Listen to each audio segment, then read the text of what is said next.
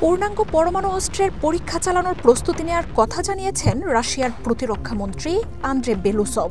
America যদি পরমাণু অস্ত্রের পরীক্ষা চালায় তাহলে সাথে সাথেই পরীক্ষা চালাবে মস্কো।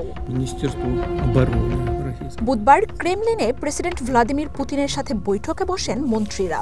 সেখানেই বেলুসভ পুতিনকে জানান, রাশিয়ার নিরাপত্তার জন্য ওয়াশিংটনের পদক্ষেপের জবাব দেয়া জরুরি, আর তা হল পরমাণু অস্ত্র পরীক্ষার সব ধরনের প্রস্তুতি চূড়ান্ত রাখা। জবাবে রুশ প্রেসিডেন্ট জানান, পরমাণু অস্ত্র পরীক্ষা না চালানোর চুক্তি মেনে এসেছে মস্কো। যদি অন্য সদস্যরা পরমাণু অস্ত্র পরীক্ষা না চালায় তাহলে তা থেকে সরে আসবে না রাশিয়াও। তবে আমেরিকা সহ এই চুক্তির অন্য কোনো অংশীদার দেশ পরীক্ষা চালালে যথাযথ ব্যবস্থা নেবে মস্কো।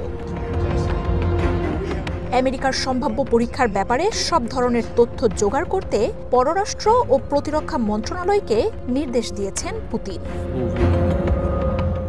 এর আগে গত সপ্তাহে ৩ দশকের মধ্যে প্রথমবারের মতো পরমাণু অস্ত্রের পরীক্ষা চালানোর ঘোষণা দেন ট্রাম্প। কারণ হিসেবে তিনি বলেন, আমেরিকা ছাড়া বাকি দেশগুলো গোপনে এই পরীক্ষা চালাচ্ছে, তাই পিছিয়ে থাকতে চান না তিনিও। তবে আমেরিকার এমন কোনো পদক্ষেপের ব্যাপারে সতর্ক করে চায়না ও রাশিয়া।